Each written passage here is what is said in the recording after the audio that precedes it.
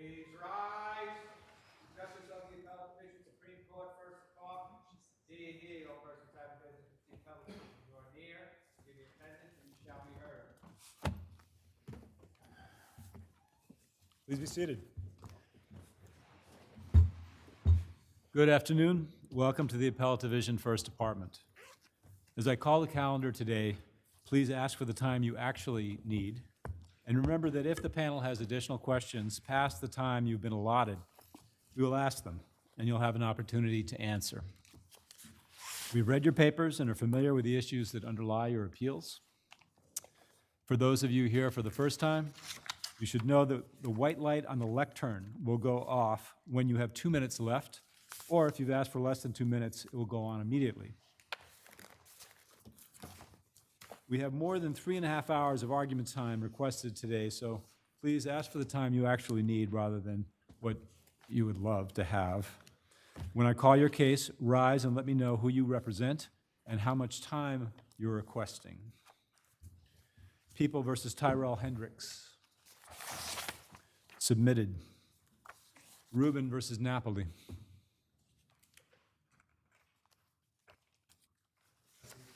Good afternoon, Your Honor. Patrick Keeley on behalf of Paul Napoli. We request 6 minutes of argument. Good afternoon, Your Honors. First, Mulvoy on behalf of Appellate Law Firm Defendants. I would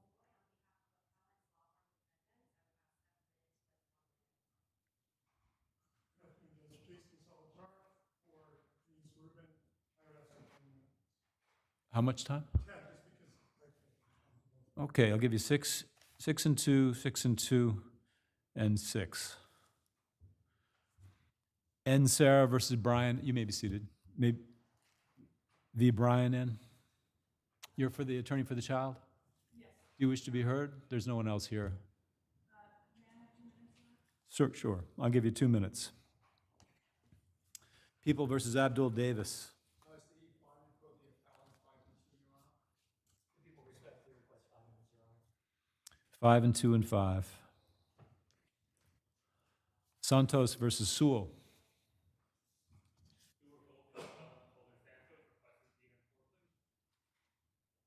Respondent, 5 minutes. Give you 6 and 2 and 5. M.O. v. Archdiocese of New York. Submitted. People versus Matthew F. Submitted. Freedom Foundation versus NYC DCAS.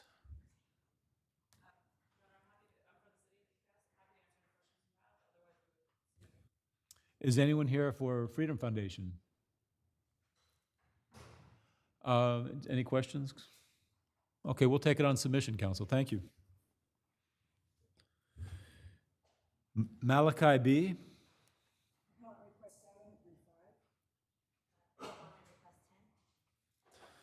I'll give you 6 and 2 and 6. Thank you. Lauber versus Lauber. Appellant, 8 minutes requesting. And there's no one else going to be arguing. I'll probably need less than 8 minutes, just in case. I'll give you 3 minutes, and if we need more time, we'll take it. Thank you. Petinato versus EQR River Tower is on submission. Petre versus Lucia is on submission. Okay, we'll call the first case, People versus Tyrell Rubin versus Napoli.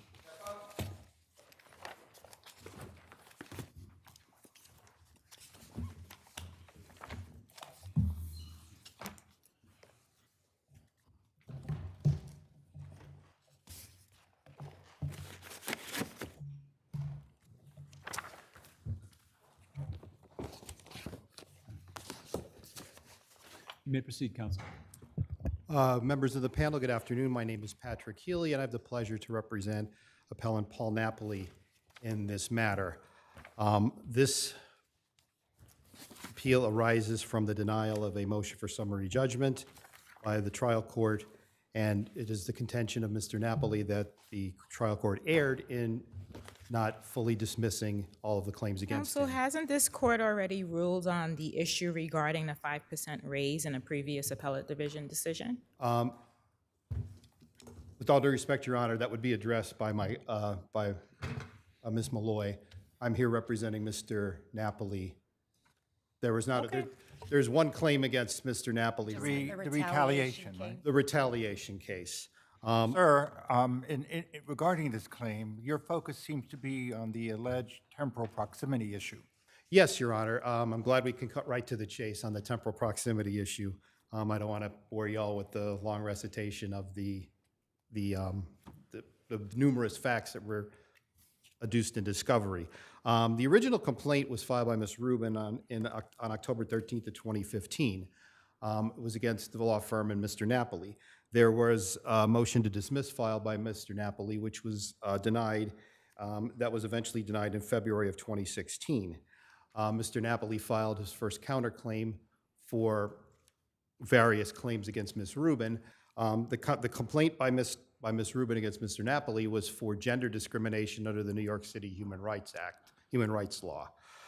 If you would look at the respondent's brief, they're very precise in their description of when they believe that this retaliation began. On page 3 of her brief, respondent specifically stated that the filing of meritless counterclaims, lawsuits, and disciplinary complaints, as well as the disparagement of Ms. Rubin and other lawyers, started immediately after his motion to dismiss the discrimination claims was denied, once it was clear that he was going to have to deal with the discrimination claims. Later on in the brief, they specifically stated that when Mr. Napoli's motion to dismiss was denied on February 26th of 2016, it's alleged that at that point, Napoli embarked on a vicious and sustained campaign of retaliation against Ms. Rubin. But members of Counsel, even if there is not the temporal proximity that you might have liked or we might sometimes see, that doesn't in and of itself decide this case. There are still other issues of causation which we can find in the many facts that have gone on here, don't you think? No, Your Honor, I don't believe that's the case. With regards to the temporal proximity is extremely important here because the respondent's alleging that the first time Mr. Napoli even brought up the subject or informed the respondent that his belief that she was conspiring with Mr. Byrne to oust him from his own firm, the respondent's own affidavit in support of the motion for summary judgment says that in the summer of 2014, Napoli repeatedly texted and called me accusing me of wrongdoing and plotting with Mr. Byrne. When she was deposed on July 19th of 2019, she stated that on August 22nd, 2014, Mr. Napoli communicated with her via text and email stating, "I know what you did, you better come clean, and this is your last chance." She was deposed again on December 6th of 2019. At that time, she testified that she heard that Napoli had told one lawyer that she was a traitor, that she was a terrorist, and that he made other allegations against her. And when she was asked when these statements were made, she said, "Immediately after my firing." So the temporal proximity would have been immediately after her firing, which occurred in September of 2014. This case has or these cases have somewhat of a tortured history. It's been going on for years. They do have a tortured history, Your Honor. And so there could at least be an allegation out there that Mr. Napoli may have waited for an opportune time. I mean, there was a case brought by his wife that was very similar to a case brought by him. There were also some standalone counterclaims brought in the first case. So there's been these claims going on for a while. I don't think the temporal proximity of this particular claim should be the determining factor in this case. But it's a big determining factor because that is one of the grounds under the New York City Human Rights Act that you need a temporal proximity, and the temporal proximity is One factor, sir, the case law would, like for example, it's one factor, but just bear with me for a second.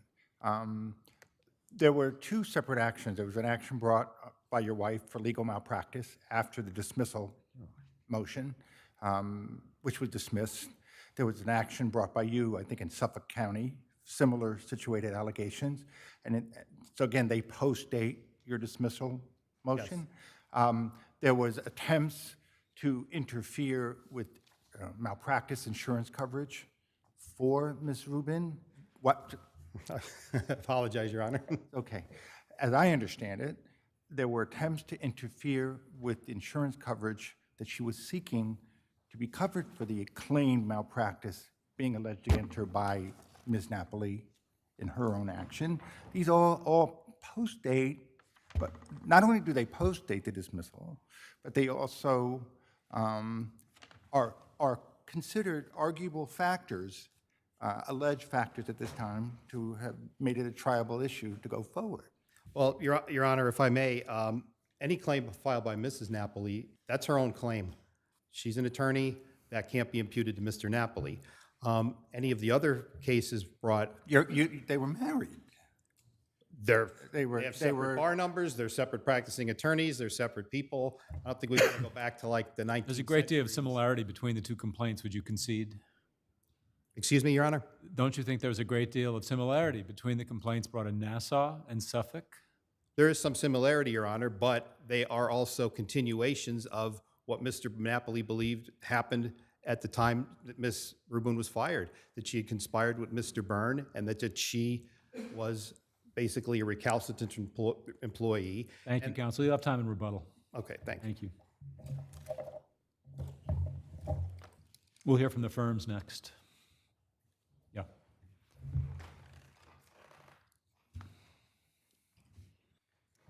Good afternoon, Your Honors. May it please the court, my name is Kirsten Molloy with Ropers Majeski on behalf of the appellants and law firm defendants. I will respectfully use this time to address the bigger piece of this appeal, which is the 5% bonus claim. Counsel, put the microphone a little closer if you would. Thank you. Is this better? Yes. Okay. Here, respondent claims that she is entitled to 5% of You're the right person to ask this question. Yes, Your Honor. Didn't we already rule on the 5% issue? The 5% issue was moved on partial summary judgment back in 2017, I believe, by the Right. law firm, but that was only within the four corners of the employment agreement based on an argument that there was a merger, general merger clause barring any oral modification, and the written agreement did not contain any provision providing 5% bonus to Ms. Rubin. Let's There was concede, no- I'm sorry, let's concede that. But I don't think there's a dispute that the written agreement does not talk about this.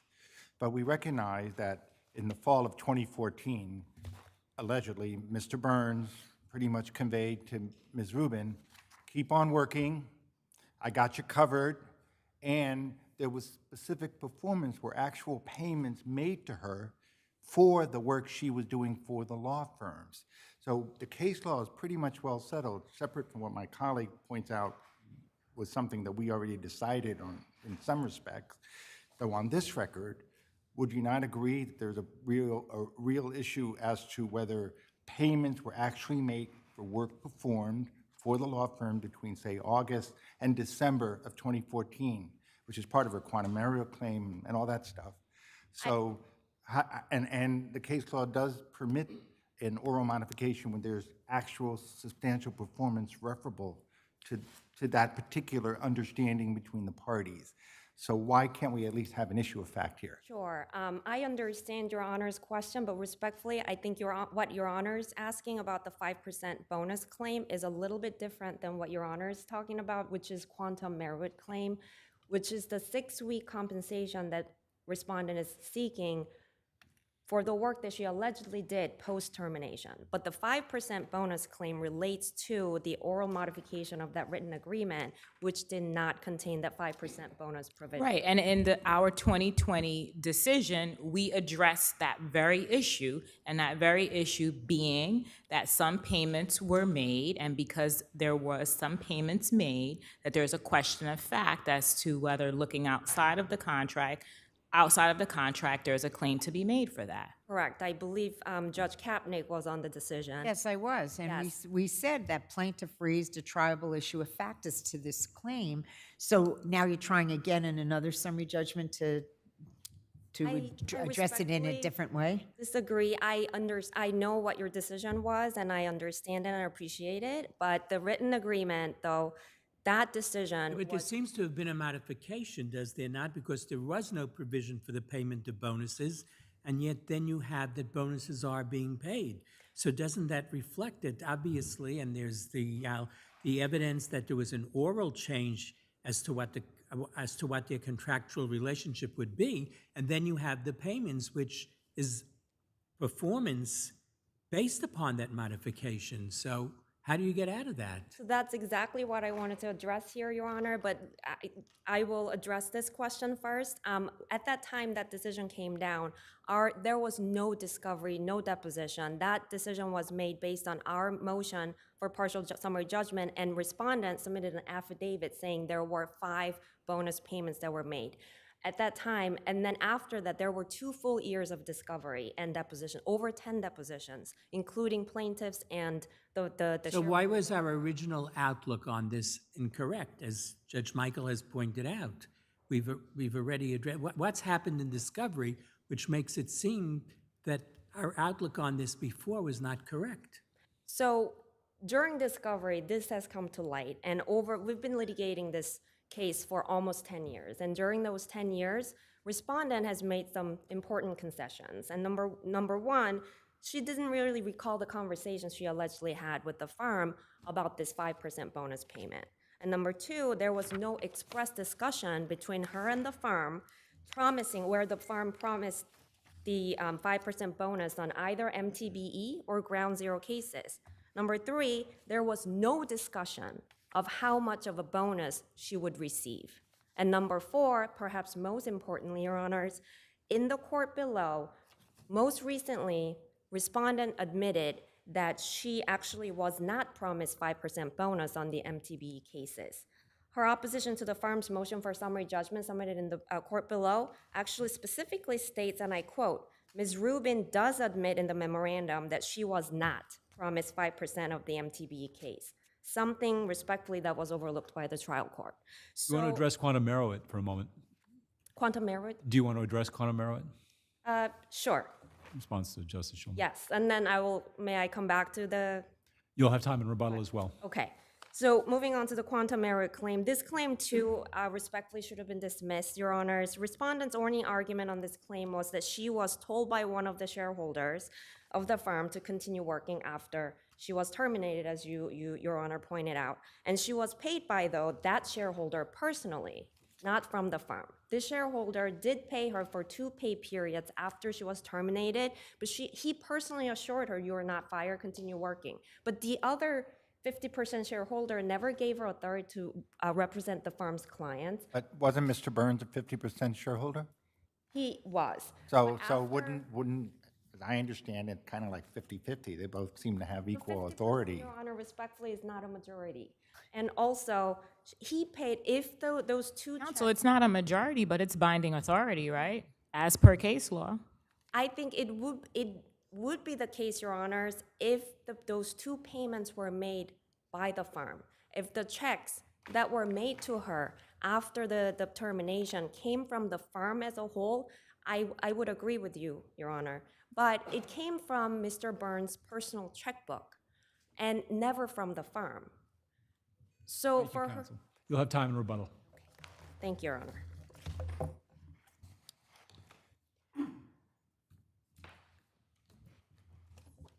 May it please the court, my name is Jason Solitaroff. I have the honor of representing Denise Rubin in this matter. One thing that hasn't come up yet, and if your honors are not interested, I'll quickly move on, is the argument of Mr. Napoli that the Knorr-Pennington doctrine bars the retaliation claim.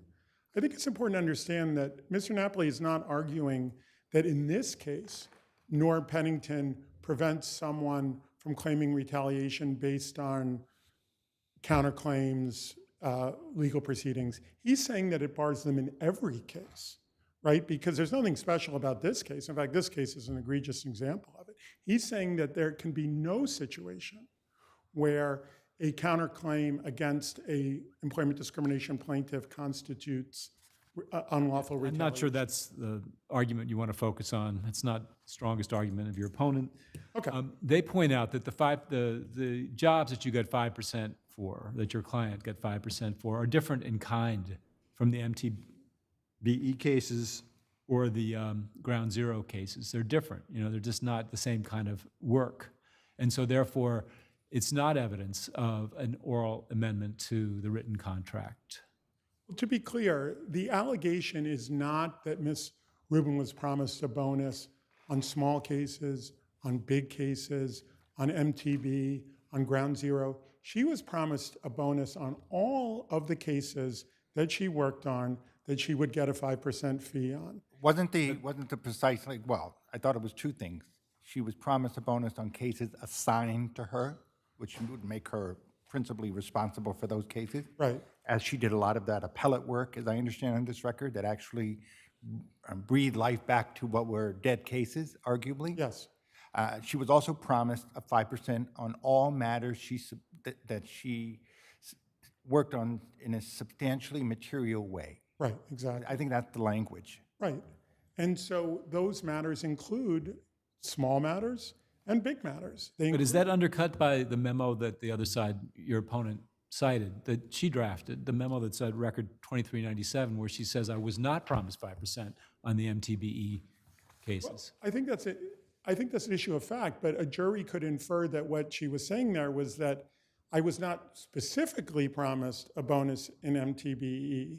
I was promised this arrangement in all of these, as Your Honor said, in that class of cases that I'm either assigned to or that I have principal responsibility But on. she actually said, although she was not promised 5% of those cases, the settlements with ExxonMobil, Paul, Mr. Napoli, did agree at the time that her involvement in the motions on pleadings and case dispositive motions throughout those cases did constitute the requisite material involvement that would generate some bonus. So it seems that that's the memo, it was put in the file. There's some question about that I think your position is these are issues of fact. We ought to deal with these in trial at some time. Right, I think it's all clear, but the IAS part didn't say we win. They just say we get a trial on these issues. And on both the 5% claim and on the retaliation claim and on the quantum Merowith claim, there are plenty of issues of fact. And just to answer one question about the temporal proximity, you're absolutely right. Temporal proximity there's nothing about temporal proximity in the language of the New York City human rights law. Temporal proximity is one way to establish an inference of causation, but there are lots of other ways. And a way that we can do it here is when you make absolutely insane allegations against a person that have no bearing in fact, that are eventually proven to not be true, a fair inference from that is that you are doing that for an improper purpose, and that improper purpose is retaliation. Seeing no other questions, I will cede the rest of my time. Thank you. Thank you. Members of the panel, if I can exercise my 2 minutes of rebuttal here. I'll be very brief. I was arguing to the panel about the suit filed by Mrs. Napoli. Mrs. Napoli is a separate person from her husband. It wouldn't be fair to Mr. Napoli to impute the conduct of his wife on him in this instance. She's a separate person. She's an attorney. She knows the rules of ethics. If the complaint was that frivolous, there should have been a motion for sanctions filed. With regards to the other lawsuits filed by Mr. Napoli, they're not related to anything regarding the gender discrimination claim. And I know my opponent stated that, well, there's other ways other than temporal proximity. If you look at the language of the Human Rights Act, it says one of the things, it's not, I have 4 things, I can prove one of 4 things. No, you have to prove all the things. And at the time Mr. Napoli allegedly began his retaliation, immediately after she was fired, Ms. Rubin was not engaged in any type of protected activity. She did not raise the specter of gender discrimination until she filed her complaint in 2015. Prior to that, by her own testimony in her deposition, she stated, I had never filed a claim that I was being discriminated against based on my gender with any agency. She never raised it with the firm. The first time it was raised in a legal proceeding was when she filed a complaint in 2015. So that's why it's very important, the temporal proximity. She wasn't engaged in any type of protected activity at the time Mr. Napoli allegedly began his retaliatory conduct. And the gender discrimination was eventually dismissed. So it can't be retaliatory conduct if she wasn't engaged in the conduct when he began his retaliation. But sir, you're overlooking the alleged acts that postdate the litigation that she started against Mr. Napoli and the law firms. I'm not And overlooking you're them, Your overlooking Honor. the Suffolk County action where you impugn her ethic and a whole host of stuff. These all postdate that. You're overlooking the insurance, an attempt to interfere with insurance coverage. Your Honor, the insurance coverage, there is no indication in the evidence adduced in discovery that there was an insurance claim denied based on anything that Mr. Napoli did. And the claim in Suffolk County is not related to any gender discrimination claim. It's retaliation. It is, we respectfully disagree with that, Your Honor. It comes through loud and clear in your papers, counsel. Thank you. And thank you, Your Honor.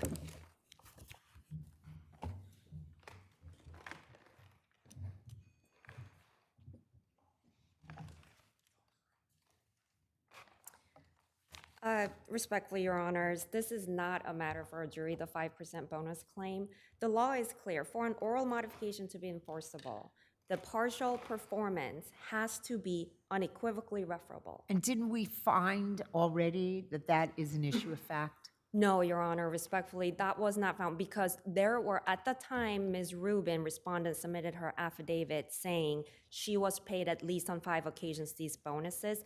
There was no detail about these cases, what these cases were about, what the circumstances were. But Well, these has it changed? Has the discovery changed the fact that she was paid 5 bonuses?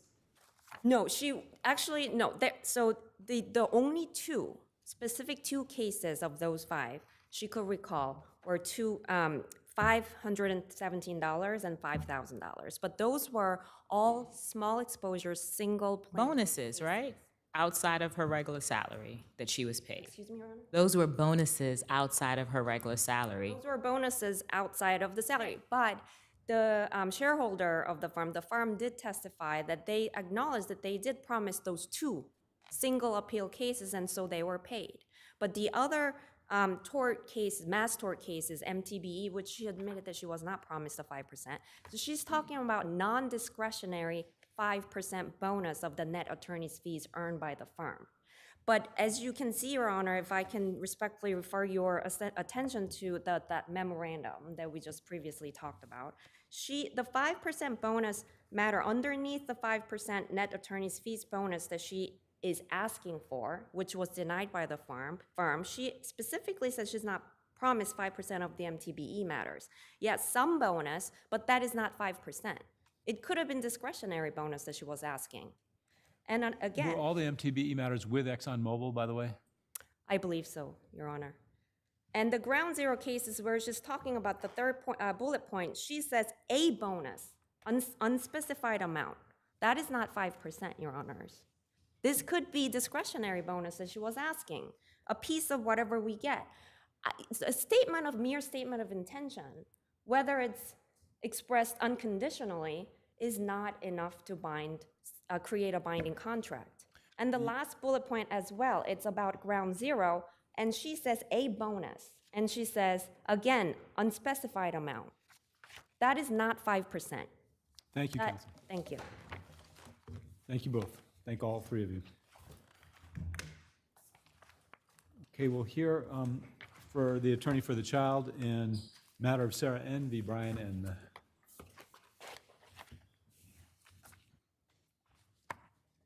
Good afternoon, Your Honors, and may it please the court, I am Leah Edmonds of the Children's Law Center, appearing on behalf of the child. Please put the microphone a little closer. Thank you. Appearing on behalf of the child who is now 8 years old.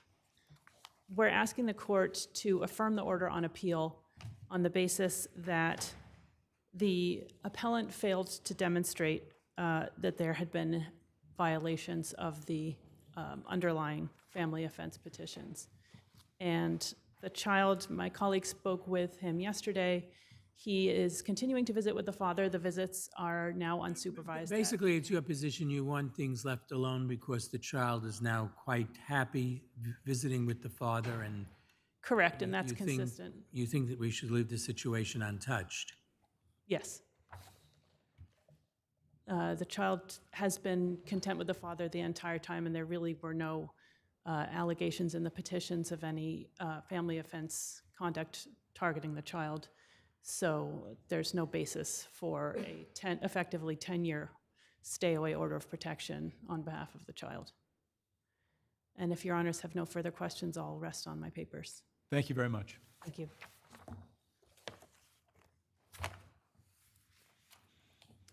People versus Abdul Davis.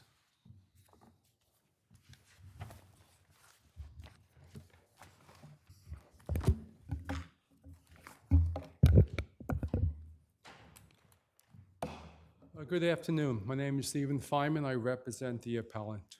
The court committed reversible error in this case when they rejected the appellant's Babson challenge. And by doing so, it permitted the people... The people make the point that your challenge is essentially based on, is numerical, that there were two people, one African-American, one a dark-skinned Latino man, that were excluded. All the defendants were African-American, of course. But does there need to be more than that? And was there more? I'm sorry, go ahead. No, Judge, I would respectfully, no, the court basically relied upon the people's argument that you needed more than two black males to be stricken in order for it to satisfy Doesn't the Babson. court then go on to consider the merits of the people's challenge to these jurors in that one of the prospective jurors fell asleep and the other one was unemployed? Well, okay, but before I address, I'd like to finish my answer with you. It's okay, I think you did. Okay. We're moving on to with the next those- stage. With those two, the two individuals, the black males who were stricken off the jury, that was after the court basically decided their case. Their brief confused the two dates, November 15th and November 16th. On November 15th, the court simply made a decision based upon the fact, on the wrong premise, the wrong belief that you needed more than two. Well, that's So then not- why does the jurors to court be go stricken. on to, why do we then go on to this consideration of the falling asleep and the being unemployed? The court, Because the judge does discuss that, doesn't he?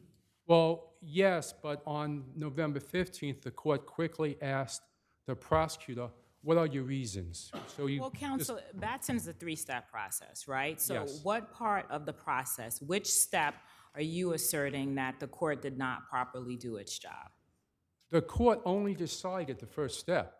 The court decided. Well, the first step is whether, in fact, defense counsel presented a prima facie case of Batson, of discrimination based on someone being part of a cognizable group, correct?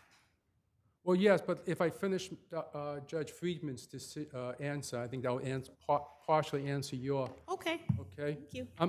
On the first day, the judge asked, do you have a race-neutral answer, a reason why you struck these two black males? The prosecutor quickly said, well, the first one, Cornelius, was unemployed and was striking all of unemployed individuals. That was not correct. And then they mentioned Aquino, the second one. You say it's incorrect because the other one was struck was actually retired, right? Well, It was another unemployed juror, but that that's juror was correct, but retired, right? he was white. And on the second day, well, on the first day, Aquino, the prosecutor said, fell asleep. Then the defense counselors basically said, no, those are frivolous reasons. The court said, look, I don't want to hear your reasoning. Well, counsel, striking it this on- is, I keep trying to bring you to the steps because that's kind of how we make the legal argument, right? So once we get to the third step, once the people present a non-racial reason, right, a non-discriminatory reason for their challenges, then defense counsel gets an opportunity to show that that was a pretext. How did defense counsel in this record show that the reasons provided by the people for their peremptory strikes were pretextual? Okay.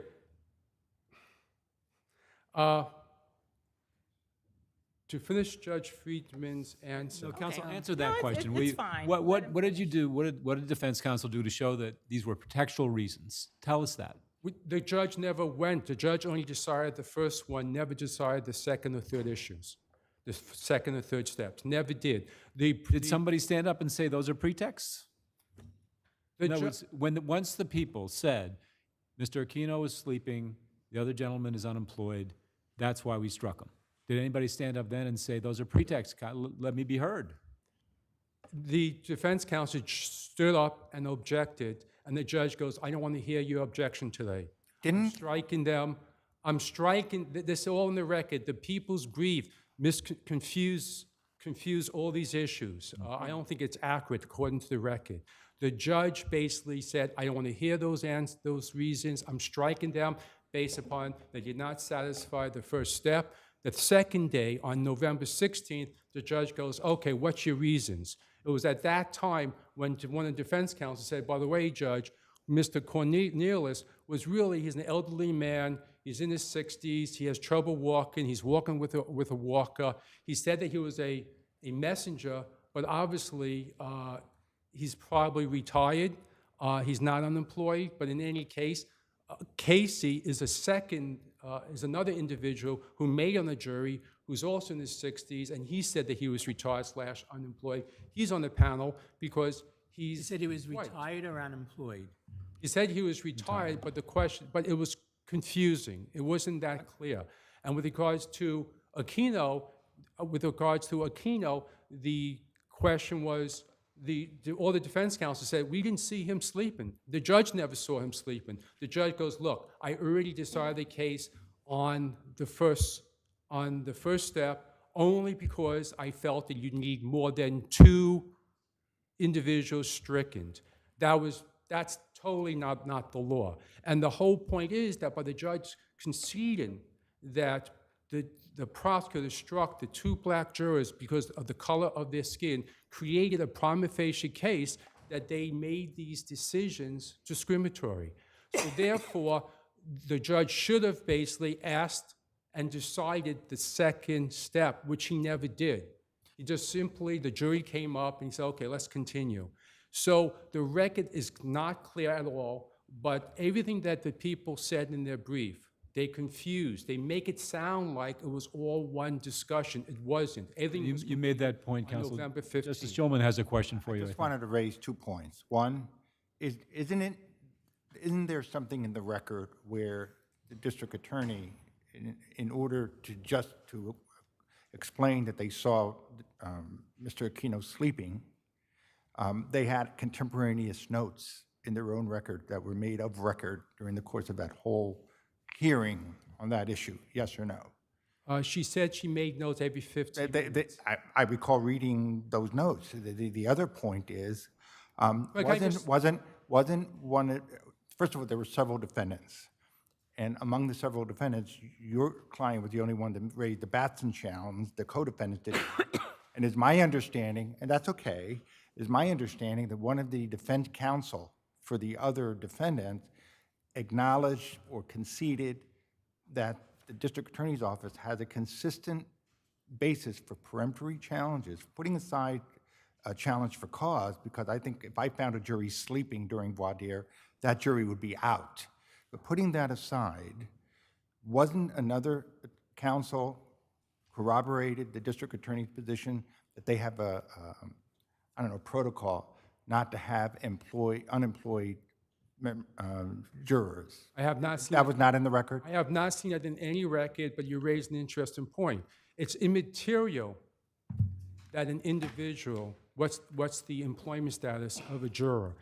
According to law, you have to explain why that fact is relevant to the particular case based upon, they did not even attempt to show why being unemployed would make a juror bias, which it clearly doesn't. And in addition, all of the defendants, basically 3 of the 4 defendants objected, their attorneys. Everybody stood up and objected. It's in the record. I cited it all in my brief. And I think it's from page 544, 45 to 555. Thank you, counsel. You have time in rebuttal.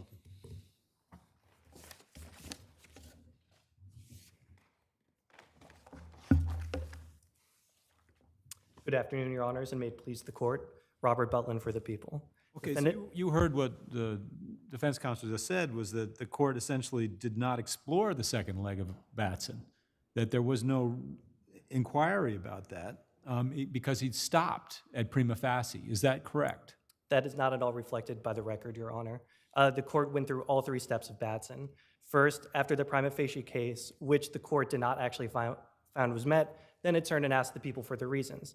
And of course, the people provided the two reasons that Mr. Cornelius was unemployed and that Mr. Aquino was asleep. So that's plainly step 2 of Batson.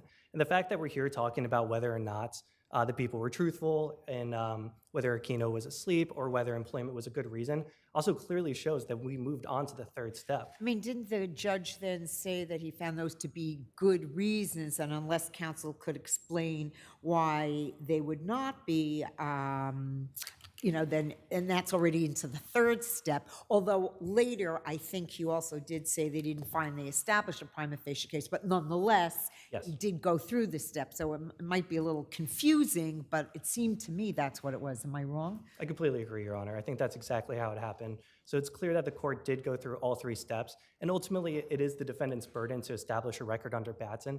Some of the arguments that were made today were not preserved. And Justice Friedman, as you noted in your dissent to People v. Watson from 2016, this court rarely hears unpreserved Batson claims. There's no question that the defense attorney for the defendant had every opportunity to make arguments as to whether these were bad reasons. No one actually contested whether Aquino was asleep. The people were chided initially during the for-cause challenge portion of the record that, okay, maybe they should have asked sooner if he was asleep, but no one actually contested that the people were ingenuine or wrong. And ultimately, Batson... What about the question about the retired, older, white juror who remained on the panel? Yes, Your Honor. Was that raised by defense counsel? I don't... So the... Yes. In other words, he'd be the same status as Mr. Cornelius because they were both essentially not working. Yeah, yes, Your Honor. That argument was made below, but employment status, and specifically being unemployed, is just different from being a stay-at-home mom or being retired. And importantly, defense attorneys attempt to rewrite Cornelius' own answer, but I believe on page 424... That juror said he was retired. He said he was unemployed, exactly, and that's reflected in the record. And what's ultimately important here is that the people were credible and consistent in applying this employment-based striking. Of course, the people also struck Ms. Weiss, juror number 12, because she was unemployed and she was from outside of the protected class here. And ultimately, just to go back to the prima facie case really quick, Your Honor, the strength of the prima facie case can be considered under the third step, as the Court of Appeals explained in People v. Hecker. And the prima facie case here was purely numerical. There were no other facts or circumstances to support an inference of discrimination. It was only 2 jurors at best. And of course, as was discussed, one of those 2 jurors was struck because he was asleep. So this just all goes to show how credible the people were in making these strikes. And of course, because it is a credibility determination, this court is deferential to the trial court. Unless Your Honors have any further questions. I do. You said that the defense counsel had more than enough opportunity to make their record. However, if you look at the record on page 558, at that time you have defense counsel trying to make a record regarding the reasons being pretextual. And the judge says at that time, you did so earlier, I heard enough, I understand the law, we're going to bring in the jury. Basically cutting them off from having an opportunity to make their argument. Yes, Your Honor, but it is still the trial's burden to run the trial. And prior to that moment where he did cut him off, the defense attorney made an extensive record on the prima facie case. Whether or not he recognized that the court had moved on to the second or third steps, it is still his burden to establish that record. All of the defense attorneys had a chance to chime in. Well, this is the next day. This is the next day after the court had run through yes. perhaps all 3 steps. And I say perhaps all 3 steps because we didn't really get to the third step because one of the defense counsels indicated that they needed to look at their notes to see who had been excluded because they were unemployed or retired. So this was the next day when we came back. Yes, and even in the second day, the defense attorney I believe his name was Mr. Hardy, he still did make an extensive record that day before he was ultimately cut off by the trial judge. So the defense attorney truly did have every opportunity to make a record on this. And after the court was starting to hear the same arguments over and over from Mr. Hardy, that's when the court said, we have your exception, we have to continue. So unless Your Honors have any further questions, we ask that you affirm. Thank you, counsel. Thank you.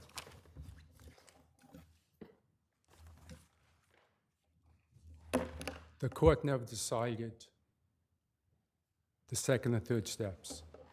On the first day, the court dismissed the jurors. They left the courtroom. They never came back. On the 16th, when they began discussing the substantive issues of steps 2, the juries had already left the courtroom. They left the day before. It was just to create a you record. said that the court never decided the first or the second step. No, the second step. The second step. Okay, so if we go to the record, page 557, right, and we start line 5, the court says, I also think there was reasonable choice by the people, that is to say, consistent application of what would be considered a reason to challenge jurors. There were 2 unemployed jurors that were both stricken. That's the court making a finding as to the race-neutral explanation given by the people. The court, at some point at that time, said, on the 15th, I'm deciding the prima facie issue. The first step was not satisfied. The second step, the judge was trying to rush it along. The jury was coming up, and he said on the 15th, in the late afternoon, counselors, you'll be able to make a record for your possible appeal the 16th. The juries was discharged, they're gone. It was impossible to if the judge changed his decision, it was impossible to bring the jurors back on the panel. They left the courthouse. The second day, he basically said, okay, what's your record? What does that have to do with the judge not making a determination about step 2? Because where I'm reading from you in the record, that is the second day. The second day was the jurors have already left, been discharged. They were discharged on the 15th. We're talking about the 16th. The judge is simply allowing the defense counsels to make a record for a possible appeal. And that's why they began discussing it. And the judge goes, look, I heard enough. I decided that 2 wasn't enough. You need more than 2. Bring in the jury. And that's how it ended. So the people's brief confused the 2 dates. I discussed this in my reply brief. The information or the representations, all due respect to counsel, are false. I know the legal significance of saying that. It's false. The judge never made a decision on the second and third step. Thank you, counsel. Thank you both. Santos versus Sewell.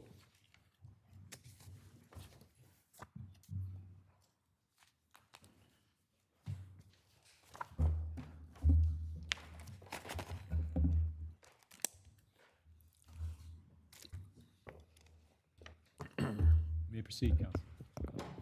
Good afternoon, Your Honors. Stuart Gold on behalf of the appellant. Article 78 of the CPLR was enacted to curb the very type of abuse of discretion that occurred in this case. The police commissioner fired appellant and deprived him of his pension, of his retirement benefits, without considering all of the circumstances.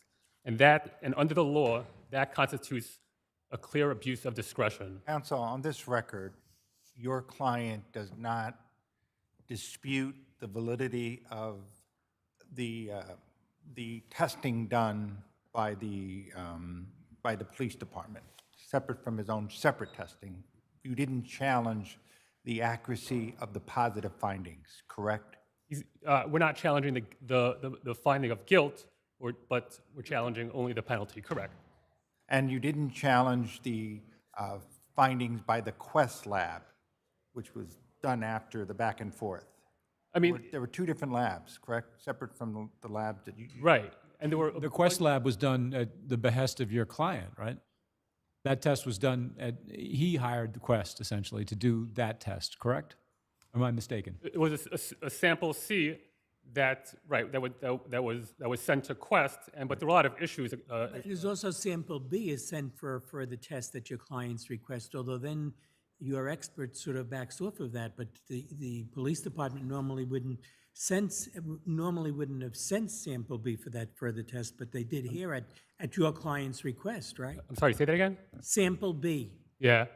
So they sent it for a further test after sample A came back against your client. Right, and that's typical. And I think we're getting to the second issue, but the crux of this appeal is that appellant was fired from his job and he lost all of his retirement benefits. So you're So not how is it challenging that we're guilt, going to right? say to the police commissioner that if you're unwilling to have a police officer who's obviously used cocaine be on the police force, that you can't do that?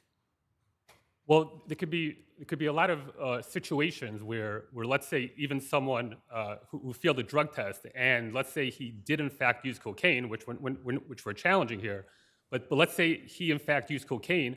There are a lot of situations where it would shock the conscience for the police commissioner to But counsel, have fire the officer and make him lose his retirement benefits. we've repeatedly held to the contrary, that dismissal from the NYPD for positive drug tests does not shock the conscience. Right, but in this case, the police commissioner did not consider any circumstance. The police commissioner did not consider how long. What kind of circumstances? I mean, the police commissioner certainly was aware of the number of years that he was on the job, and was certainly considered that he had done some very good work on the job. And I understand your concern about the pension. I think that's probably your major concern. But what makes you think that the police commissioner did not review all of the circumstances of this case? Because there's no indication that the police commissioner actually did review all the circumstances. In the usual case, when these types of cases are brought up on appeal, the report and recommendation issued by the trial judge, it's usually a recommendation that the police officer be found guilty, and then usually the police commissioner adopts the recommendation, right? So because the police commissioner did not adopt the recommendation provided here, is that the information that was not considered? No, what I'm saying is when the trial judge issues a guilty finding, in the report and recommendation, the last page is a memorandum that details the officer's personnel history, how long he has been in the force, and his last 2 or 3 performance evaluations, and whether he has any prior disciplinary history. So the police commissioner can take that into consideration when imposing the penalty. But in this case, the trial judge found that the appellant was not guilty of ingesting cocaine, and believed his trial testimony that he did not ingest cocaine. The commissioner found different, right? Right. What I'm saying is that the trial judge's report and recommendation did not include the typical memorandum that details the disciplinary history of the officer and how long he has been there. If you take a look, And the commissioner didn't have access to that?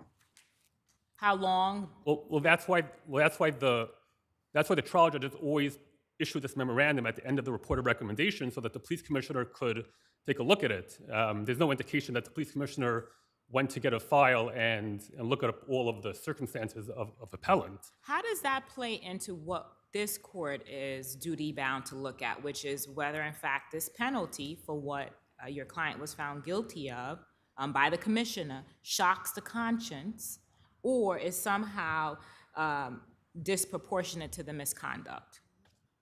Well, say that one more time, please. All right. How are your arguments, how do you dovetail your arguments into what we have to find here, which is that the penalty that was given by the commissioner either shocks the conscience in that it was disproportionate to the misconduct? Right, so it shocks the conscience for the very fact that the police commissioner did not have before the commissioner any mitigating circumstances to consider. So that by itself is shocking to the conscience, that you fire someone and deprive him of all of his retirement benefits that he worked long and hard for without considering any other circumstance. Meaning, if someone fails a drug test and the police commissioner finds him guilty, let's say. And how do we know that the police commissioner didn't consider any other circumstances? How do we know that the police commissioner didn't consider any other circumstances? Because the trial judge found the appellant not guilty, and then the police commissioner said, I'm rejecting that finding you guilty, and then immediately dismissed the appellant without giving any. Not accepting that recommendation doesn't mean that she didn't consider the other circumstances. I mean, I Well, there's thought no she indication that specifically she- stated Counsel, that one she second. had considered the totality of the circumstances and issues. And even though she didn't agree with the administrative officer who found in favor of your client, she specifically stated she had considered the totality of the circumstances and issues. She determined it a different way. Right. No. So what she actually said was that she considered the totality of the circumstances and issues concerning the charges against appellant. That's a separate issue about whether appellant has any mitigating circumstances, such as how long has he been in the police force? He was in the police force for 18 years. He had 2 more years to vest. He had an exemplary record. He achieved the rank of sergeant. He had no prior formal disciplinary history. No, that's all very clear from the record. any. You make a very Thank you, good Your Honor. point on that. Thank you. You have time in rebuttal. Good afternoon, Mackenzie Phillip for respondents. This court should affirm it is completely rational to fire a police officer who uses cocaine. We cannot have drugged up police officers out there. Well, there was no indication that he was a drugged up police officer out there. I mean, my understanding, correct me if I'm wrong, was that he was applying for some type of a promotion, and part of the obligation or requirements of making that application was to go for a drug test. So we went for a drug test, and that's when he That's exactly right. tested. But we certainly don't have to wait until there's some problem before we say we don't want cops on drugs out with guns who can detain people, New Yorkers, and take away their freedoms and send them to Rikers. I mean, Well, this is a completely understand rational.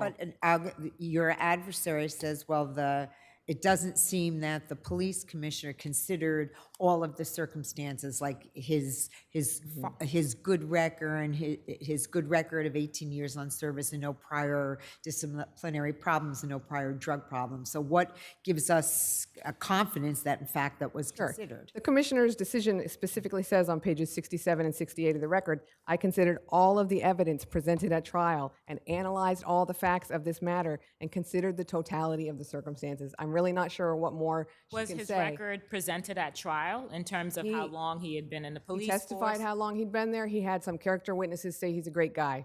He had the chance to submit any other evidence he wanted to, and if he chose not to, that's, I'm sorry, wasn't there evidence of commendation presented? I don't recall if he ever presented any evidence of that. He certainly had the chance, and he also had the chance after the trial to submit a letter to the commissioner where he said the only question before the commissioner was whether he used cocaine. He has now abandoned that challenge. He could have, in that letter, said, look, I didn't do it, but even if you find that I did it. There's no question that the petitioner presents the situation as sad, and there's aspects of this that certainly evoke sympathy on his behalf. But it comes down to at the end that when this was revealed, when this cocaine issue was revealed, he didn't accept responsibility for it. He denied that he used cocaine, which the evidence is really quite compelling that he did, because the incident which he points to happened, I think, 11 days before.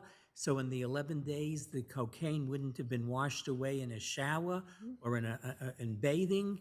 And then they asked for numerous other tests, all of which are coming back against him. So, and in terms of considering other circumstances, undoubtedly the administrative hearing officer's decision was in front of the commissioner, and that was a decision in his favor, and she rejected it. So what it comes down to at the end is it not the police commissioner can say, I cannot have, to give him back his pension means you've got to put him back on the police force. And the commissioner is in a position to say, I cannot have on the police force someone who uses cocaine. And not only uses cocaine, and then when sort of gets caught at it, continues to deny the circumstances of it.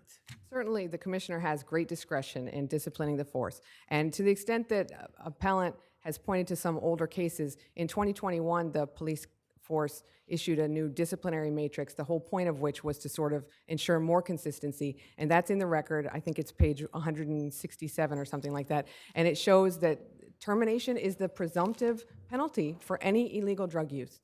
The NYPD is implying this fairly and consistently. The appellant had every chance to present all the evidence that he wanted to present. He did not argue to the commissioner anything about mitigation. He said the only issue was his guilt, and he's now abandoned the challenge to his guilt. I'd also say that neither his opening brief or his reply says anything about the ALJ or the hearing officer's memorandum and whether it mentioned the how long he'd been working there or his commendations. This issue But was all not of that would briefed. have been a part of the trial record, right? That was before the commissioner? I mean, if the hearing officer had access to it, then I can't imagine how the commissioner didn't have access to it. I don't recall seeing it be explicitly introduced, but for sure the commissioner has access to everybody's personnel file. I mean, I don't see any reason why they wouldn't. And if he wanted that specifically considered, he could have introduced it at the hearing, or he could have argued in his letter to the commissioner, please look at my record. Even if you think I did it, don't fire me for that reason. And he did not. He said the only question was guilt. And he now abandons any challenge to guilt. I don't really understand. They're separate issues. This court has held that because he claims the evidence is weak, it's not a justification for overturning the penalty. The rationality of the penalty is separate from the issue of guilt. He has abandoned guilt. The only question is if it's rational to fire a police officer for using cocaine, which it obviously is. Thank you. Thank you, counsel. Just to address a few points. Counsel, just a quick procedural question, if I may. After the hearing officer issues its recommendation, and both sides get a copy of that recommendation, and in your case, the recommendation was to find your client not liable or not guilty, correct? Right. Then, obviously, there's the final step. It's called exhaustion of administrative remedies. You've got to go to the commissioner because it's a recommendation where the commissioner will be the ultimate decider of this case, correct? Right. And you were given a full, and as I understand it, if I'm wrong, correct me, your client was given a full and fair opportunity to brief, in other words, post-hearing submission to the commissioner to explore anything and everything in support of getting his job back, correct? Right. Did that take place here? No, because if there's a report or recommendation that someone is not guilty, why should he argue to the police commissioner, if I'm found guilty, then the penalty should be so-and-so? That's not the issue.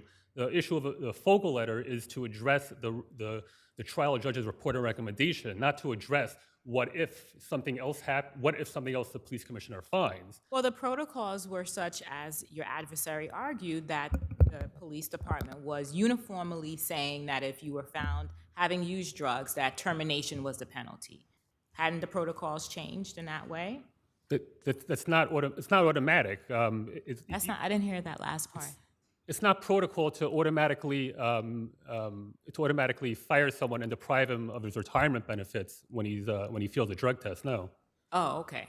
And that's in the guidelines. The guidelines, which was drafted by the police commissioner who imposed the punishment in this case, says throughout, and this is on the record page 76, 77, 82, that all the circumstances must be considered. And although the guidelines list a presumptive penalty of termination, that does not mean that's the. So the guidelines did list a presumptive penalty of termination, correct?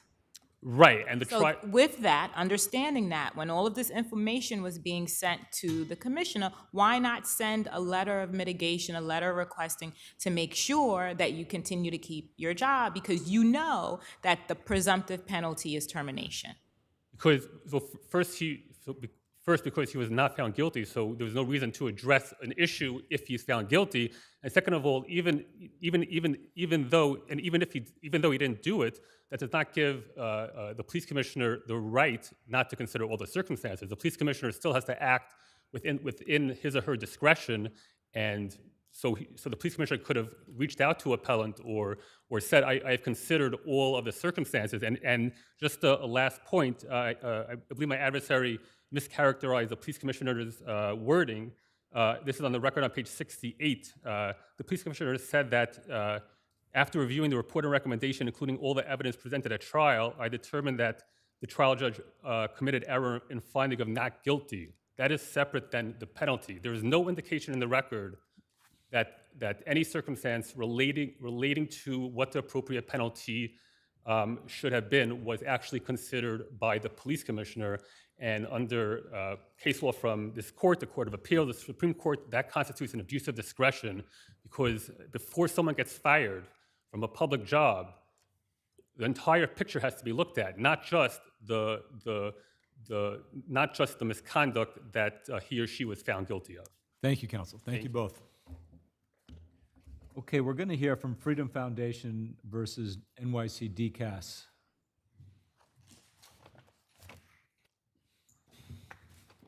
Now, counsel, I gave you 6 minutes and 2 for rebuttal, but do come to the calendar call on time next time, please. Yes, sir. This is under the forbearance. Also, you should thank your opponent for sticking around and conceding that she would allow oral argument to go forward. I did, and thank you. Good afternoon, Your Honors. Shala Alcabez on behalf of the Freedom Foundation. This court should overturn the lower court's decision and grant the Freedom Foundation's petition for 3 reasons. First, DCAS provides no case that shows solicitation means anything except directly There was a asking. similar argument at the Fourth Department recently, right? Has there been a decision on that case yet? In Jefferson County? Yeah, Yeah, I argued that as well. No, there hasn't. It wasn't on Westlaw as of yesterday afternoon, so. It was not on Westlaw. Was not, okay, you scared me for a second.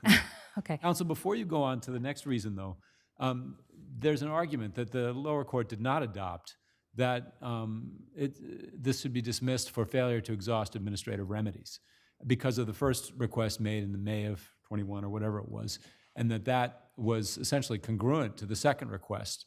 Can you talk to that about how the 2 requests were the same or were different? Yes, Your Honor. This information changes over time, and there was a 6-month difference in between the first request and the second request. These requests, even if both would be attributed to the foundation, over time, the individuals who work for DCAS change, and we would need an updated version of the same information. That would change every day, I would think. I mean, but the thing was, do you feel that those 2 were identical requests, or was the second one inclusive of the first one? I think the first one only dealt with DC 37 employees, and the rest of the second one That's also correct. dealt with this all city employees, but asked for a few more detailed information than the first one. Did they both need to be dealt with separately, or were they, because the way it was dealt with, that it was discussed, and one of the points that the adversary argued was that you don't really have a right to even bring this Article 78 because you kind of are extending your time because you made the same request twice. Right, and Your Honor, it's not the same request. The second request included much more information, or requested much more information. Did it request many more employees as well? Sorry? Did it request the names and information about many more employees? Because you started Yes. with DC 37. Yes. And then you said all employees. Yes, And first of all, let me ask you, was it the employees of DCAS or this is all city employees? it's DCAS. Okay. So do you know the difference between those 2 sets of employees? How many more employees were sought in the second request? Do you know? I don't know because we never got a response, so I don't know how many more employees it was. I noticed that the Amici, put in DC 37 was the amicus brief. Right. And they said that they had something like 140,000 employees under their representation and that there's a total of 400,000 employees in New York City. Do you have any reason to doubt that? No. No, you don't have any information on that question. No, I All don't. right, would you like to move on to solicitation, which is you're Sure. about to go to? Sure. DCS provides no case that shows that solicitation means anything except directly asking for money. What about the amendment of the statute, though, going from commercial to solicitation? Because the general, you looked up the dictionary just the way we did. Solicitation can also mean urging someone to do something. Yes, Your Honor. I think it's really important to understand the context of what happened. The language used to say commercial purposes. No one doubts commercial purposes literally has to do with money, right? All the case law supports that. In 2008, there was a case called Data Tree. In Data Tree, Data Tree, a corporation. We're familiar with Data Tree and that the Certainly. amendment So came when after Data they Tree. asked for land records that they later made money off of. Right. And even that was not considered commercial purposes because later making money off of something was not. No, but we don't care about commercial purposes anymore. We care about solicitation. The word Right. So solicitation the under the so statute, exactly. that's So what the applies to it. legislature then changed in order to Does it say codify- solicitation or fundraising? Is that? Yeah, exactly, or fundraising. So obviously solicitation means something other than just fundraising, so. Well, so you say fundraising is you're the not doing this for corollary. fun, your argument is we're not doing this for fundraising, but obviously the statute contemplates not just fundraising is not permissible, but solicitation is not permissible. So why isn't what you're doing considered solicitation within the meaning of the statute? Because we'll accept you're not doing it for fundraising, but you are doing it to solicit, you're doing it to solicit union members. No, Your Honor, we're not doing it to solicit union Well, you're members. doing it We're- to strongly urge individuals not to join unions. No, Your Honor. Well, I We're mean, do- that's your, Well, that's the goal. I'm sorry. I mean, it seemed like that's your stated purpose. Right. To encourage people to.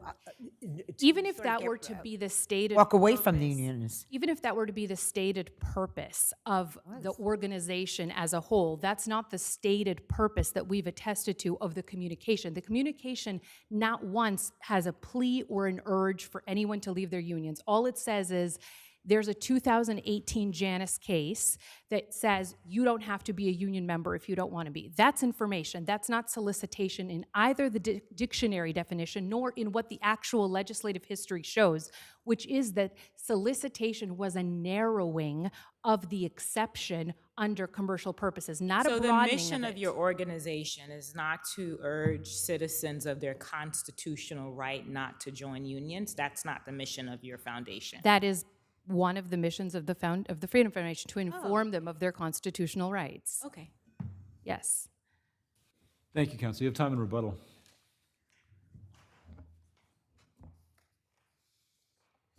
Good afternoon.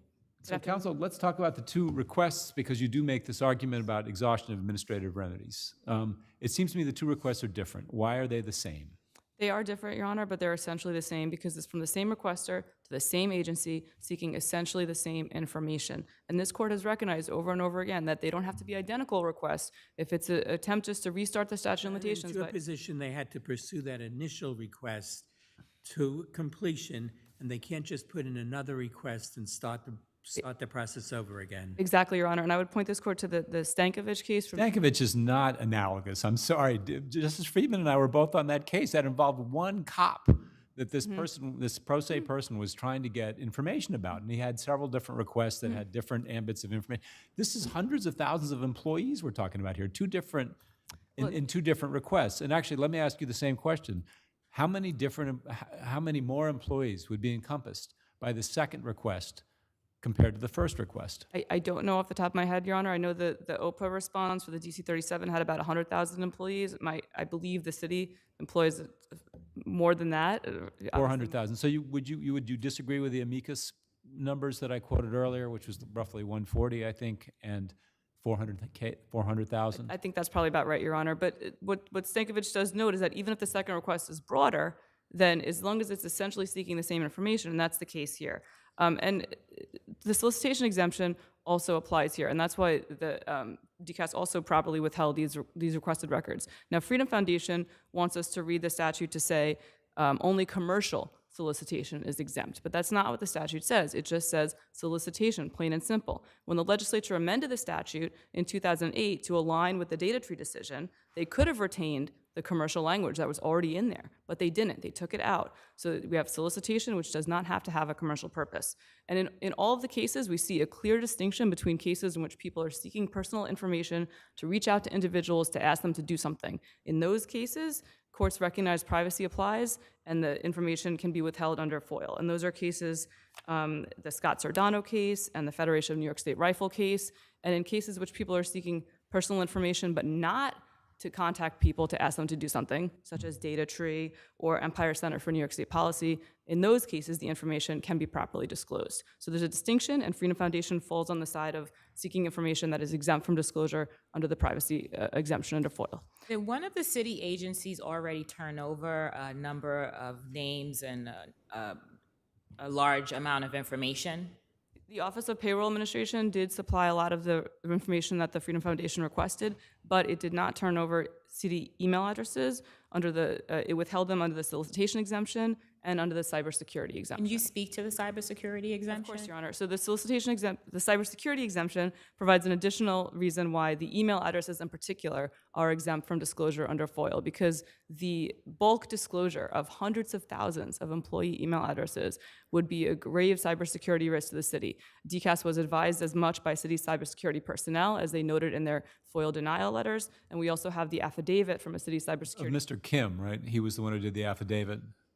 I think that's right, Your Honor. It's in the record, page 165 of the record, explaining why this kind of bulk disclosure would be a cybersecurity risk. And that risk is... I'm sorry to interrupt you, but phishing can happen because of the conjoining of email addresses, but also other personal information that can dupe the person who's being phished into trusting the person who sent the malware or the bad email. Exactly, Your Honor, because this is a large amount of contact information regarding these employees that the foundation is seeking in addition to the email addresses. And in the concern about cybersecurity is particularly heightened in this case because the foundation has a long history of unsavory data practices. Can we even consider that, though? I mean, really? Yes, They Your could Honor. be a felon, as far as I'm concerned. They can still make a FOIL request. Your Honor, Correct? while the identity or background of a Is that not correct that a felon can make a FOIL request of any That's city right, Your agency? Honor. Okay, so who cares what they did in Washington, D.C.? I mean, I hope they do if that actually happened, but it's not something we can take into consideration, I don't believe. the identity of a FOIL requester is relevant to the purpose which they would use the data, and here we have reason to believe that they would not protect this data. And So what's your best case on that? the New York State Rifle and Pistol Association case recognized that the purposes that a requester intends to use the information, specifically under the solicitation and fundraising exemption, the purposes matter. And here we have every reason to believe that the foundation would not use this for purposes that can be trusted based in their history and also based on the public-facing materials. I'd like to just respond to one point my adversary made about that they're just seeking to educate workers rather than that solicit them to leave their unions. As this court recognized in the New York State Rifle case, the agency can infer a requester's purpose based on public-facing materials, and here it's very clear from the foundation's website and their press release what they intend to do. My adversary referenced the communication that the foundation would send to the union members, but that was nowhere in the record. They had every chance to submit to DCAS what they intended to share with city employees. They did not do so. When DCAS asked them what they would use the information for, they provided blanket denials that it would be for solicitation purposes rather than explain their purposes. So they had every opportunity to show DCAS that they meant to use it for purposes that would not be exempt from disclosure, and they did not do so. So for all those reasons, Your Honor, we ask this court to affirm the denial of FOIL So request. just to go back to your purposes, you cited the rifle case, right? The New York State Rifle and Pistol Association. Yeah. So that we're supposed to think about the underlying purpose of FOIL, which is to create transparency in government, or and allow people to know how government works. Yes, Your Honor, we see that come up in a lot of these privacy cases, that whether the requester is seeking the information for purposes that foil the purposes of FOIL, which is shedding light on government activities, that would be something that would be disclosable. If they're seeking the information in order to reach out to people to ask them to do something, that doesn't further the purposes of FOIL, that's solicitation. Well, but they argue that the public, they're talking about public policy, the petitioner in this case. They say that, we think that public unions are bad, and they're bad for municipalities, and that's a public policy point of view. And it doesn't matter whether DCAS agrees with that or not. The purposes of FOIL is to shed light on government activities. That's what the information is disclosed for, not to reach out and to promote any ideology to certain people in the government. And that's what Freedom Foundation is trying to do. Is there a flavor of that in the rifle case too? That the Rifle Association wanted to promote the Second Amendment, I guess, and as well as get new membership, which. Your Honor, that is what they argued, is that they wanted to inform people of their rights, and this court recognized that the agency could make reasonable inferences that their true purpose was to solicit members, and that's exactly the case here. Although it's they're soliciting people to leave the union rather than join a group, but it's the flip side of the same coin. All right, thank you. Do you have Thank you, anything Your else? Anybody else? Any other questions? Okay, thank you. Okay, a lot to address, but I'll try to make it quick. First, with the New York Rifle case, what was at issue was that they were asking for dues. That's solicitation. That's financial solicitation, same as the Brighter Choice case. Here, The request that you're making, to pick up on the last point of your colleague, How does the FOIL request that you're making reflect on affecting or showing transparency to government operations? Your Honor, informing public employees of their First Amendment rights certainly is in the public interest, but I will say something else. In the data tree case, how is obtaining land records so you can make money off of them, how does that shed any light on government activity? And lastly, the M. Farbman case, let me just get you the full site. M. Farbman v. New York City Health. The quote literally from there is, FOIL does not require the parties requesting records to make any showing of need or good faith or even legitimate purpose.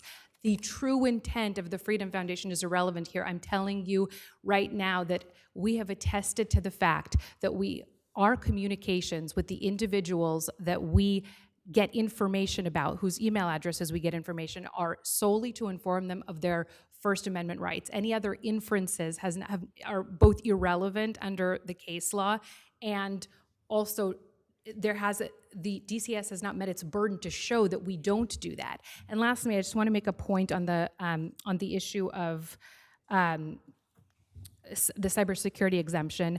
The foundation has spent 10 years contacting public employees and made thousands of public records. DCS has not shown one instance where that disclosure has resulted in a cybersecurity threat. Just making a general accusation that owning thousands of emails is going to somehow result in cybersecurity. I mean, this is 2024. We all know how to get emails. All of this is available in the 2012 open data law.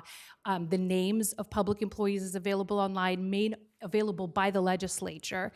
The domain name, sorry? You can just go and obtain all of the information on your own. Well, not all of it is available. A lot of it is available. And that just shows that there's not really such a vulnerability, and that the legislature doesn't think that this information is so vulnerable. I don't know an IT department in the state that would agree with you on that. Phishing is still a problem. I mean, but they have to show that the foundation the burden is on them to show that this is a cybersecurity threat in this particular instance, not just in general having email addresses. They haven't met their burden. That's their burden, not our burden. The burden is to show that we solicit. They haven't done that. The burden is to show that us obtaining the information would result in the cybersecurity threat. They haven't done that. thank you, counsel. Thank you both.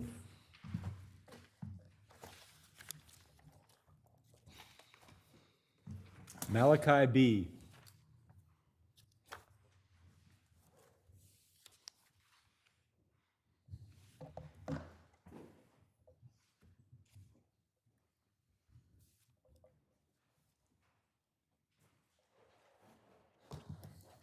You may proceed, counsel. Thank you. Good afternoon, Your Honors. Judith Stern, appearing on behalf of the child appellant. Your Honors, the issue in this case is the family court's authority at QRTP placements under the Family First legislation. QRTPs are qualified residential treatment programs. Below, ACS maintained that the court had no authority to approve or disapprove of QRTPs outside of the initial placement or to change placement. But now it agrees with us. And you do concede that a PI report is not necessary at each permanency hearing, correct? A QI report, yes, yes. I thought it was called a PI, a report by a PI. Well, a It's not QI, I necessary. think it You is. call it a QR report, right? A qualified individual. As long as we're talking about the same thing. Yes. You can see that that's not. We never, that was But isn't never that been. crucial information that would be needed at any permanency? So, Your Honor, no, there's certainly a difference between an initial and a change placement where you would need the more intense evaluation. At an initial placement, it's the child's first placement. It's usually a placement which would be a step up. At a change placement also very well could be a step up. On either case, it's the first information that they're having about this program. You need the QI, and that's an independent evaluator, not associated with any of the LSSDs, that to make that assessment, the evaluation, is this program the proper program for this child? Is this a program that meets the requirements of a QRTP? But when you're at a permanency hearing, we're in a very different place. And the question that's being asked, or the issue that's before at the permanency hearing, is whether the child should remain at the program, whether that initial assessment, that initial approval or approval by the court of the placement continues to be the correct assessment. So my understanding is the issue on appeal is whether the family court at every permanency hearing have a hearing on this very issue. Not exactly, Your Honor. The family court has the authority to hold a hearing. Okay, and in this instance, as I understand in the record, your client is happy where he is. Right now? And they raised the argument that it's really moot, right?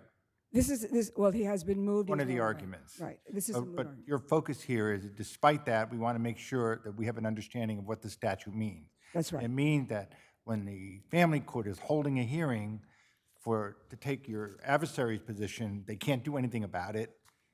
Doesn't make sense. That's exactly my argument. And it sort of seems to fly in the face of the Family First Act, which was quite a substantial act, and the statutes that New York implemented to implement the Family First Act. So it wouldn't really make sense, it seems to me, to have this kind of hearing and then have the family court say, very nice, next case. I mean, that there should be something that they should be able to do That's about correct, it. Your Honor. I mean, when Isn't that the whole, I mean, it's certainly a good part of the reason for that act being implemented. That's exactly Yeah. correct.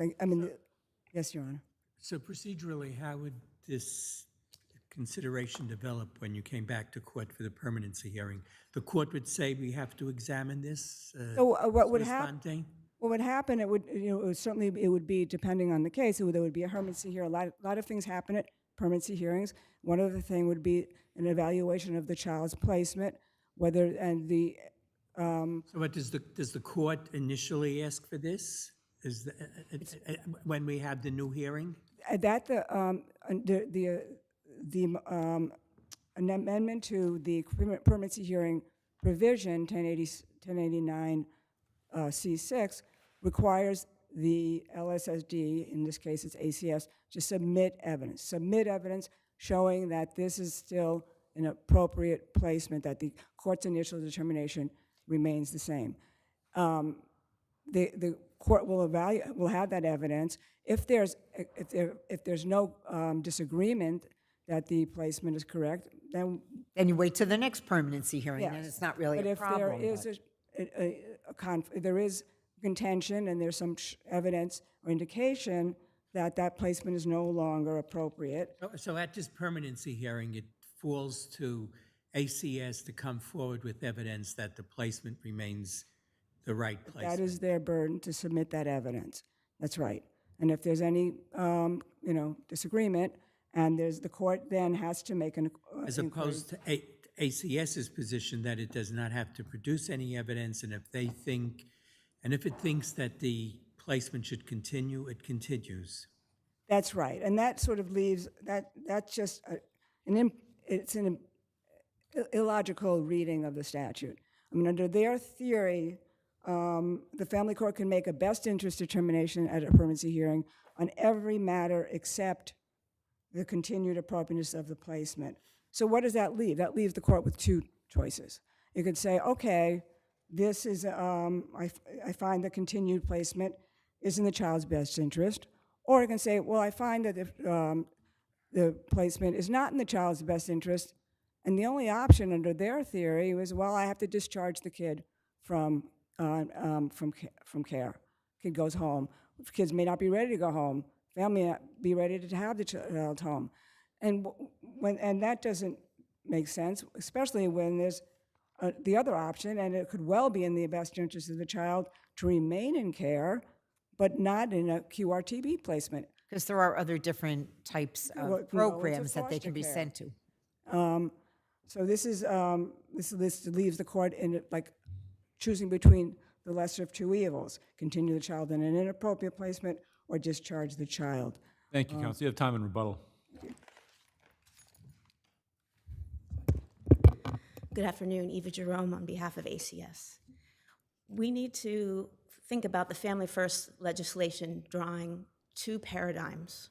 One is under for example, in abuse and neglect proceedings, 1055C, which has strict requirements and timelines for the family court. Wouldn't you agree with what Judge Kapnick said about the overall purpose of the FFPSA? That it's to limit time in congregate care, right? Yes. So why wouldn't that then run athwart that purpose, not having a determination at each permanency hearing concerning the appropriateness of the continued care in a QRTP? The issue is whether the family court may, quote, approve, unquote, or disapprove, unquote, a placement during a permanency hearing. In 1055, Family court is this is another point. Family court is a very busy court. What is it doing just taking evidence and not making any adjudication? if the legislature had meant for the family court to make a approval or disapproval like it does in a 1055C or initiation or change in placement, it would have said so in 1089, but it doesn't. Here's another question. Doesn't every court have inherent authority to revisit its prior orders? Yes. So why not just do it at a permanency hearing? It's almost a term of art whether you approve or disapprove. With any permanency hearing, the court can say, I'm not happy with the way things are going. Go back, ACS, use your reasonable efforts, ameliorate the situation. And that's what the permanency hearing is for. It is not for a yay or nay, approve or disapprove. That's solely on initiation, initial placement, or change in placement.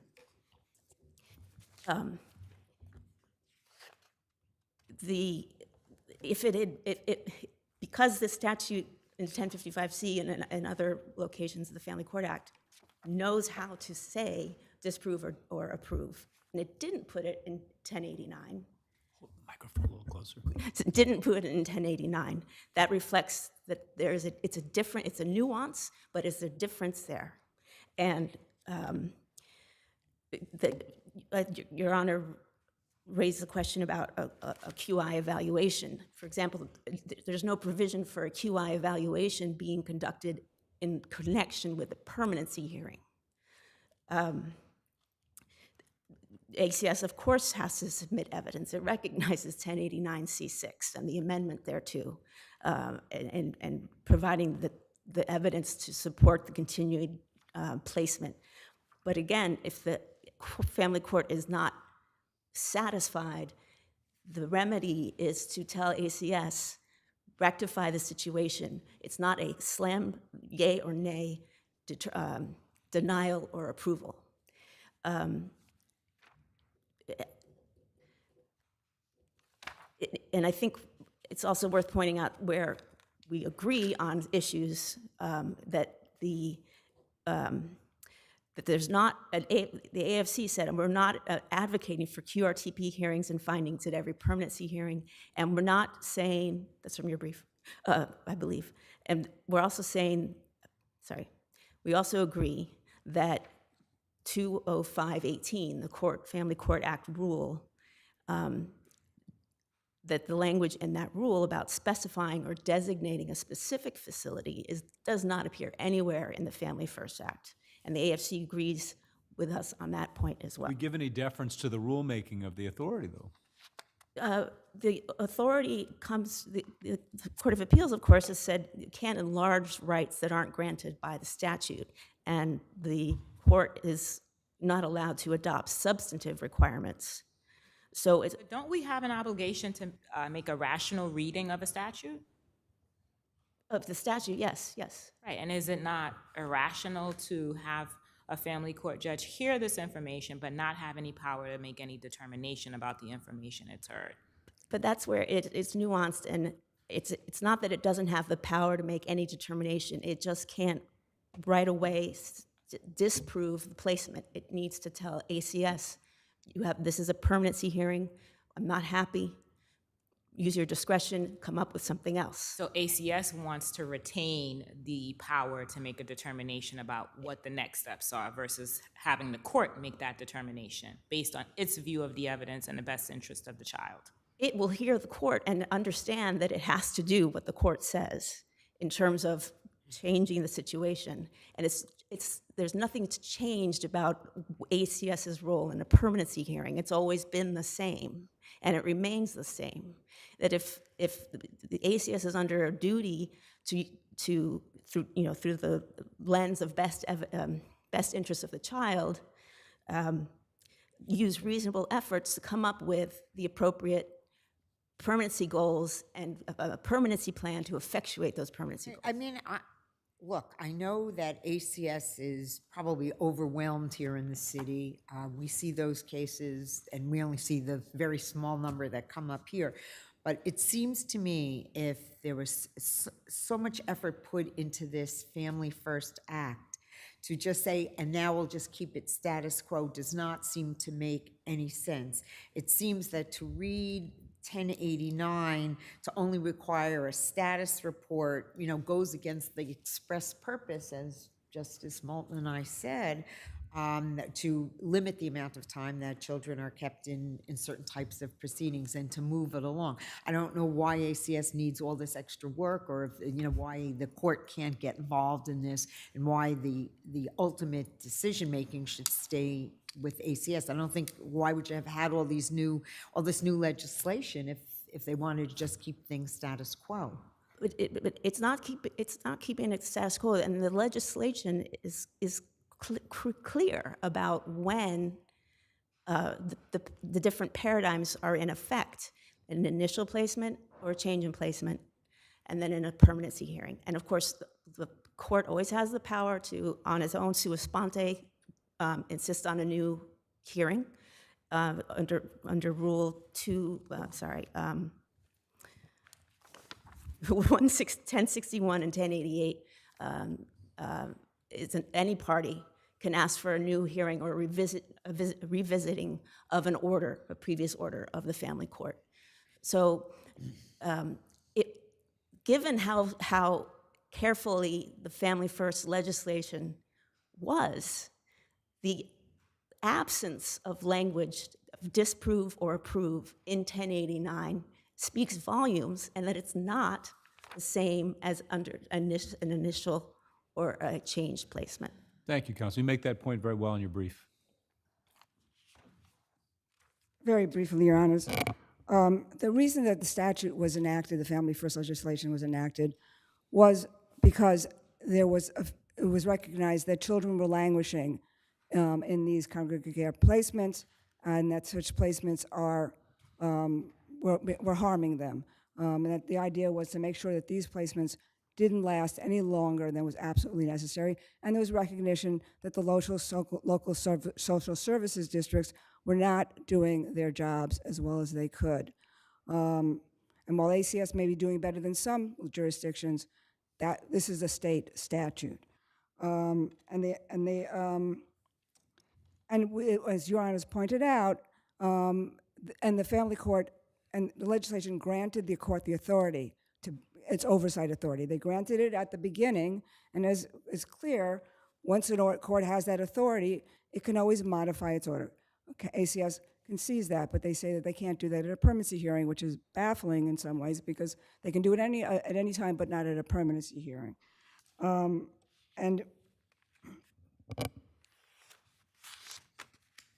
I think I'm running out of things to say. I lost my thought, but so the fact that it's not in the language, it's clear that when they modified the statute to say that you must submit evidence at the permanency hearing, and if they didn't, and if you read the statute the way that counsel's asking you to read it, then there's no purpose to have added that provision because all they're asking them to do at a permanency hearing is what they always have to do at a permanency hearing. Clearly, they have to submit evidence so that the family court can review it and can approve and continue to review it to make the determination whether its initial decision was the appropriate decision. Thank you. Thank you very much, Counsel. Thank you both.